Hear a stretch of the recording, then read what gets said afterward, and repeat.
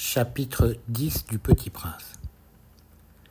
Il se trouvait dans la région des astéroïdes 325, 326, 327, 328, 329 et 330. Il commença donc par les visiter pour y chercher une occupation et pour s'instruire. La première était habitée par un roi. Le roi siégeait, habillé de pourpre et d'hermine, sur un trône très simple et cependant majestueux. « Ah, voilà un sujet !» s'écria le roi quand il aperçut le petit prince. Et le petit prince se demanda : « Comment peut-il me reconnaître puisqu'il ne m'a encore jamais vu ?» Il ne savait pas que, pour les rois, le monde est très simplifié. Tous les hommes sont des sujets. « Approche-toi que je te voie mieux, » lui dit le roi, qui était tout fier d'être roi pour quelqu'un. Le petit prince chercha des yeux où s'asseoir, mais la planète était tout encombrée par le magnifique manteau d'hermine. Il resta donc debout et, comme il était fatigué, il bâilla. « Il est contraire à l'étiquette de bâiller en présence d'un roi, » lui dit le monarque. « Je te l'interdis. »« Je ne peux pas m'en empêcher, » répondit le petit prince tout confus. « J'ai fait un long voyage et je n'ai pas dormi. »« Alors, » lui dit le roi, « je t'ordonne de bâiller. »« Je n'ai vu personne bâiller depuis des années. Les bâillements sont pour moi des curiosités. Allons, bâille encore. C'est un ordre. »« Ça m'intimide, je ne peux plus, » fit le petit prince tout rougissant. « Ah ah, » répondit le roi. « Alors je t'ordonne tantôt de bâiller et tantôt de... » Il bredouillait un peu et paraissait vexé, car le roi tenait essentiellement à ce que son autorité fût respectée. Il ne tolérait pas la désobéissance. C'était un monarque absolu. Mais, comme il était très bon, il donnait des ordres raisonnables. « Si j'ordonnais, disait-il couramment, si j'ordonnais à un général de se changer en oiseau de mer, et si le général n'obéissait pas, ce ne serait pas la faute du général, ce serait ma faute. Puis-je m'asseoir » s'enquit timidement le petit prince. « Je t'ordonne de t'asseoir, » lui répondit le roi, qui ramena majestueusement un pan de son manteau d'hermine. Mais le petit prince s'étonnait. La planète était minuscule. Sur quoi le roi pouvait-il bien régner ? « Sire, » lui dit-il, « je vous demande pardon de vous interroger. »« Je t'ordonne de m'interroger, » se hâta de dire le roi. « Sire, sur quoi régnez-vous ? » ?»« Sur tout, » répondit le roi, avec une grande simplicité. « Sur tout ?» Le roi, d'un geste discret, désigna sa planète, les autres planètes et les étoiles. « Sur tout ça ?» dit le petit prince. « Sur tout ça » répondit le roi.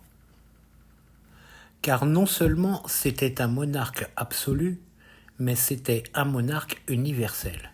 « Et les étoiles vous obéissent ?»« Bien sûr, » lui dit le roi, « elles obéissent aussitôt. Je ne tolère pas l'indiscipline. » Un tel pouvoir émerveilla le petit prince. S'il l'avait détenu lui-même, il aurait pu assister, non pas à 44, mais à 72, ou même à 100, ou même à 200 couchers de soleil dans la même journée, sans avoir jamais à tirer sa chaise. Et comme il se sentait un peu triste à cause du souvenir de sa petite planète abandonnée, il s'enhardit à solliciter une grâce du roi. Je voudrais voir un coucher de soleil. Faites-moi plaisir. Ordonnez au soleil de se coucher. Si j'ordonnais à un général de voler d'une fleur à l'autre à la façon d'un papillon, ou d'écrire une tragédie, ou de se changer en oiseau de mer, et si le général n'exécutait pas l'ordre reçu, qui, de lui ou de moi, serait dans son tort? Ce serait vous, dit fermement le petit prince. Exact. Il faut exiger de chacun ce que chacun peut donner, reprit le roi. L'autorité repose d'abord sur la raison. Si tu ordonnes à ton peuple d'aller se jeter à la mer, il fera la révolution. J'ai le droit d'exiger l'obéissance parce que mes ordres sont raisonnables.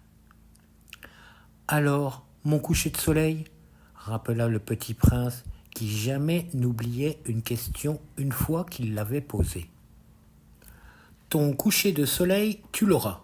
Je l'exigerai, mais j'attendrai, dans ma science du gouvernement, que les conditions soient favorables. Quand ça sera-t-il ? S'informa le petit prince. Lui répondit le roi, qui consulta d'abord un gros calendrier. Ce sera ce sera ce soir, vers 7h40. Et tu verras comme je suis bien obéi. Le petit prince bâilla. Il regrettait son coucher de soleil manqué. Et puis il s'ennuyait déjà un peu. Je n'ai plus rien à faire ici, dit-il au roi. Je vais repartir. Ne pars pas, répondit le roi, qui était si fier d'avoir un sujet. Ne pars pas, je te fais ministre. Ministre de quoi ? De la justice. Mais il n'y a personne à juger. On ne sait pas, lui dit le roi. Je n'ai pas fait encore le tour de mon royaume. Je suis très vieux. Je n'ai pas de place pour un carrosse, et ça me fatigue de marcher.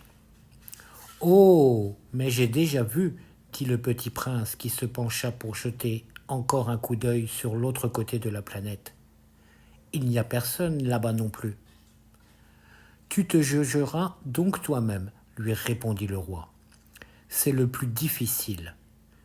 Il est bien plus difficile de se juger soi-même que de juger autrui. Si tu réussis à bien te juger, c'est que tu es un véritable sage. Moi, dit le petit prince, je puis me juger moi-même n'importe où. Je n'ai pas besoin d'habiter ici. Ah, dit le roi, je crois bien que sur ma planète, il y a quelque part un vieux rat. Je l'entends la nuit. Tu pourras juger ce vieux rat. Tu le condamneras à mort de temps en temps. Ainsi, sa vie dépendra de ta justice. Mais tu le gracieras chaque fois pour l'économiser.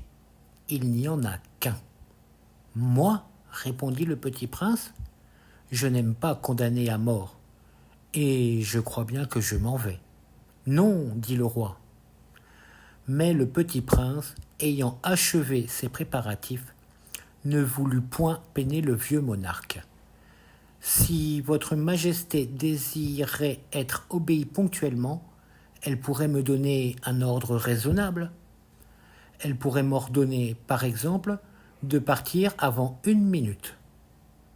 Il me semble que les conditions sont favorables. Le roi n'ayant rien répondu, le petit prince hésita d'abord, puis, avec un soupir, prit le départ. « Je te fais mon ambassadeur !» se hâta alors de crier le roi. Il avait un grand air d'autorité. Les grandes personnes sont bien étranges, se dit le petit prince en lui-même durant son voyage.